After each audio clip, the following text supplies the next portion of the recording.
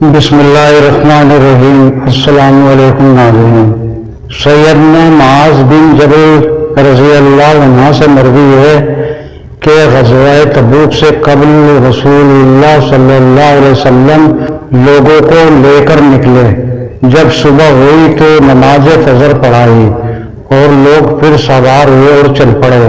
جب سورج طلوع ہوا تو رات کو چلتے رہنے کی وجہ سے لوگ اونگنے لگ گئے، جبکہ سیدنا معاذ رضی اللہ عنہ رسول اللہ صلی اللہ علیہ وسلم کے ساتھ ہی رہے اور آپ صلی اللہ علیہ وسلم کے پیچھے پیچھے چلتے رہے، جبکہ لوگ سواریوں کو چرانے کے لیے ان کو لے کر بڑے راستوں کی طرف الگ الگ ہو گئے۔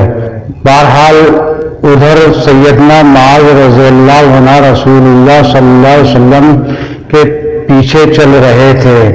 ان کی اونٹنی چڑھتی بھی گئی اور چلتی بھی رہی۔ اچانک وہ پھسل پڑی۔ سیدنا معاذ رضی اللہ عنہ نے لگام کھینچی لیکن وہ دوڑنے لگی اور رسول اللہ صلی اللہ علیہ وسلم کی اونٹنی بھی اس کی وجہ سے بھٹکنے لگی۔ پھر رسول اللہ صلی اللہ علیہ وسلم نے سر سے کپڑا اٹھایا اور پیچھے متوجہ ہوئے اور دیکھا کہ پورے لشکر میں سے سیدنا معاذ رضی اللہ عنہ ہی آپ صلی اللہ علیہ وسلم کے قریب ہیں۔ آپ صلی اللہ علیہ وسلم نے ان کو آواز دیتے ہوئے فرمایا، اے معاذ۔ انہوں نے کہا، جی میں حاضر ہوں اے اللہ کے نبی۔ آپ صلی اللہ علیہ وسلم نے فرمایا، قریب ہو جا۔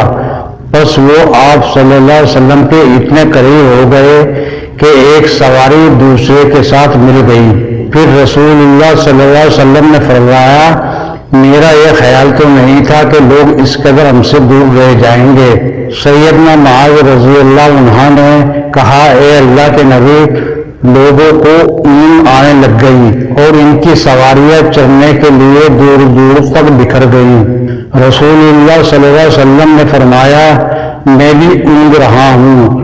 بہرحال جب سیدنا معاذ رضی اللہ عنہ نے دیکھا کہ رسول اللہ صلی اللہ علیہ وسلم ان کے ساتھ خوش ہیں اور ان کے ساتھ خلوت میں ہیں تو انہوں نے کہا، اے اللہ کے رسول، آپ مجھے ایک ایسی بات پوچھ لینے کی اجازت دیں جس نے مجھے بیمار اور پریشان کر رکھا ہے۔ اللہ کے نبی صلی اللہ علیہ وسلم نے فرمایا، جو چاہتے ہو سوال کر لو۔ انہوں نے کہا، اے اللہ کے نبی، آپ مجھے ایسا عمل بتا دیں کہ جو مجھے جنت میں داخل کر دے۔ میں آپ سے اس کے علاوہ کسی اور چیز کے بارے میں سوال نہیں کرتا۔ آپ صلی اللہ علیہ وسلم نے فرمایا، واہ واہ واہ، تم نے بڑے عمل کے بارے میں سوال کر دیا، تم نے تو بڑے عمل کے بارے میں سوال کر دیا ہے۔ آپ صلی اللہ علیہ وسلم نے 3 دفعہ یہ جملہ دہرایا، پھر فرمایا، لیکن یہ عمل اس آدمی کے لیے آسان ہے جس کے ساتھ اللہ تعالیٰ بھلائی کا ارادہ کر لے۔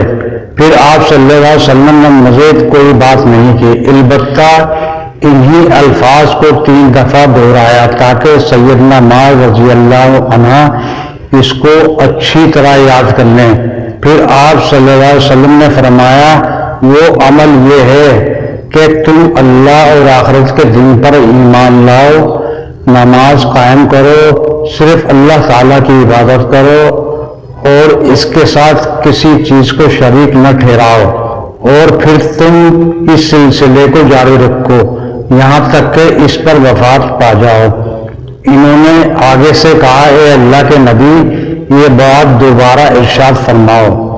آپ صلی اللہ علیہ وسلم نے 3 دفعہ دہرا دی۔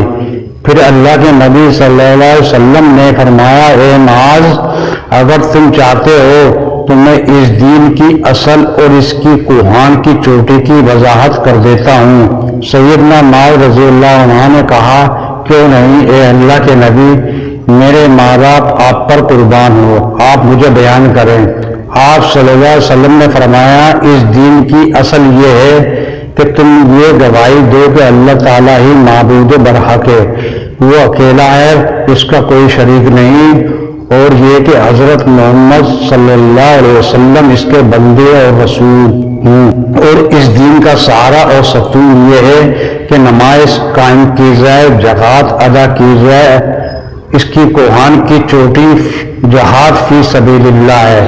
مجھے تو یہ حکم دیا گیا ہے کہ میں اس وقت تک لوگوں سے قتال کروں جب تک اس طرح نہ ہو جائے کہ وہ نماز قائم کریں، زکوٰۃ ادا کریں اور شہادت دیں کہ اللہ تعالیٰ ہی معبود برحق ہے، وہ یکتا و یگانہ ہے، اس کا کوئی شریک نہیں، اور محمد صلی اللہ علیہ وسلم اس کے بندے اور رسول ہیں۔